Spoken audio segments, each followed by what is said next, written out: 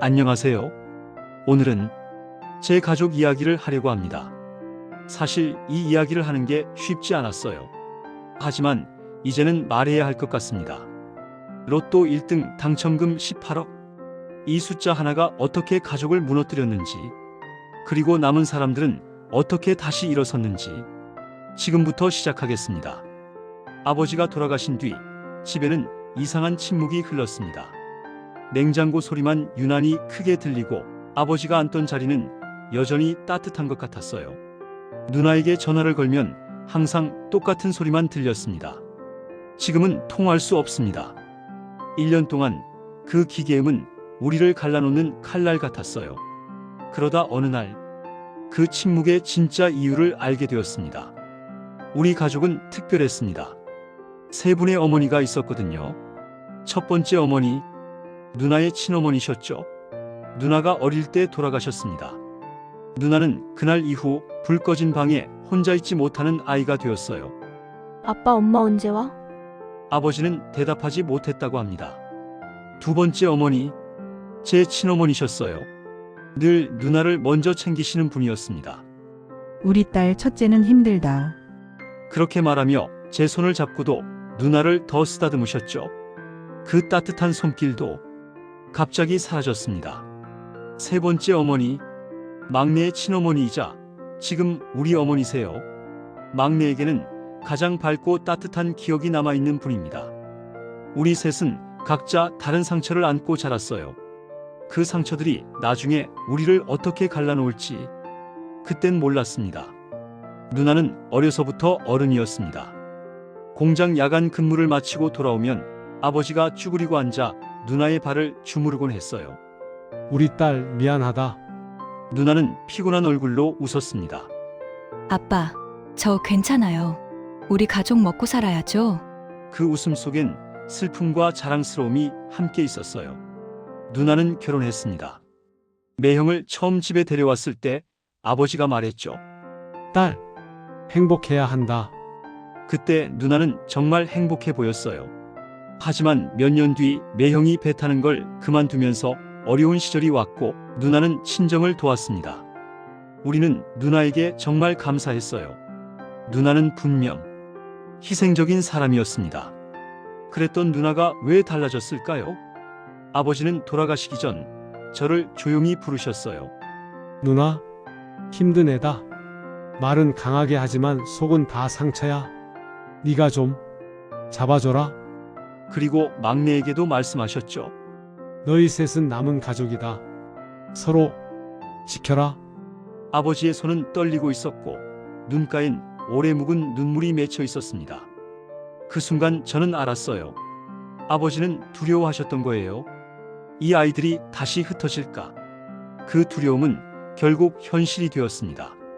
장례가 끝나고 2달 동안 누나는 자주 집에 왔어요. 어머니께 음식도 사다 드리고 막내와 장도 보러 다녔죠. 그런데 어느 날부터 발걸음이 뜸해졌습니다.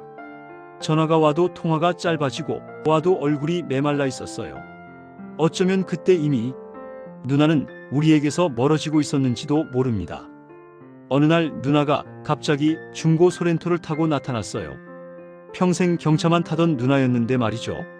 차는 광이 났고 운전석 문을 여는 누나의 얼굴은 뭔가 숨기는 사람처럼 굳어 있었습니다. 막내가 물었어요. 언니 차가 왜 이렇게 좋아졌어? 누나는 퉁명스럽게 대답했습니다. 필요해서 바꿨어. 이상했어요. 필요해서 바꾼 사람의 표정이 아니었거든요. 어머니가 농담처럼 말했죠. 갑자기 돈 생겼나 봐. 로또라도 맞았니? 순간 누나의 표정이 굳었습니다. 그 표정, 지금 생각해도 잊히지 않아요. 어머니가 쓰러지셨습니다. 우리는 밤새 병원 복도를 걸었어요. 의사가 말했죠. 300만 원이 필요합니다. 숨이 턱 막혔습니다. 그때 누나가 차 안에서 조용히 말했어요. 그 돈 내가 낼게. 저는 놀라서 물었죠. 왜 그래? 무슨 일 있어? 누나는 한참을 창밖만 바라보다가 입을 열었습니다. 사실은 나 로또 1등 당첨됐어. 머릿속에서 천둥이 치는 소리가 들렸어요. 1년 전에 매형이 자기 가족들한테 말하지 말래? 그러니까 너희한테도 못 말했어. 1년. 우리가 서로를 찾고 찾던 그 시간 동안 누나는 18억 속에 숨어 있었습니다. 저는 분노도 슬픔도 느끼지 않았어요. 그저 공허했습니다. 누나가 말했어요. 그냥 잘 지내고 싶었어. 그 말이 이상하게 차갑게 들렸습니다. 가족 없이도 잘 지내고 싶었던 걸까요? 며칠 뒤 저는 정말 조심스럽게 부탁했어요. 누나, 나 너무 힘들어서 혹시 1억만 빌려줄 수 있나? 누나는 짧게 대답했습니다. 안 돼. 설명도 이유도 없었어요. 그날 이후 우리는 돌이킬 수 없게 되었습니다. 누나는 2층 상가를 샀습니다. 임대료만으로도 충분히 살 수 있는 안정된 삶이었죠. SNS 속 누나는 새로운 카페에서 라떼를 마시고 여행지 풍경을 올렸어요.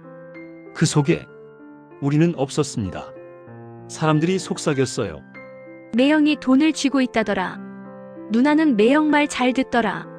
저는 매형을 원망하진 않았습니다. 그저 궁금했어요. 왜 누나는 우리가 아닌 매형 가족을 두려워하게 됐을까? 막내는 누나를 이해하려 했어요. 언니도 힘들었을 거야. 갑자기 큰 돈이 생기면 사람 마음이 흔들리잖아. 하지만 말 끝에 막내는 울먹였습니다. 근데 그래도 우리는 가족 아니었어?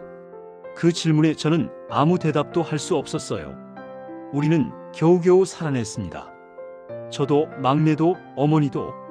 누나가 없어도 삶은 계속되었어요. 하지만 빈자리는 계속 아팠습니다. 저는 대출을 갚으며 조금씩 삶을 되찾았어요. 어느 날 막내가 말했습니다. 오빠 이제 우리 잘해보자. 언니 없어도 할 수 있어. 그 말이 이상하게 큰 힘이 되었습니다. 어머니가 어느 날 조용히 말씀하셨어요. 돈이 사람을 그렇게 멀게 만들까? 저는 대답했습니다. 사는 게 그렇더라고요. 돈은 사람을 바꾸기보다 사람 속에 있던 걸 드러내요.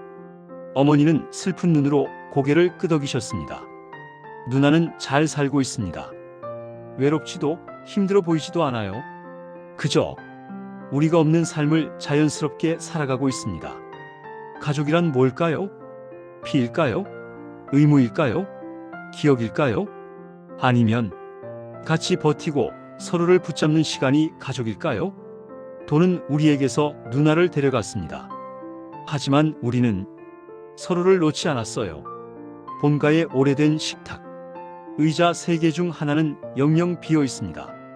하지만 남은 2자리는 예전보다 더 단단해졌어요. 세상은 우리를 갈라놓았지만 우리는 다시 모였습니다. 이 이야기는 누나가 떠난 이야기가 아닙니다. 남은 사람들이 어떻게 서로를 지켜냈는지에 대한 이야기입니다. 여기까지 제 이야기였습니다. 혹시 비슷한 경험이 있으신 분들 댓글로 이야기 나눠주세요. 구독과 좋아요는 큰 힘이 됩니다. 다음에 또 찾아뵙겠습니다. 감사합니다.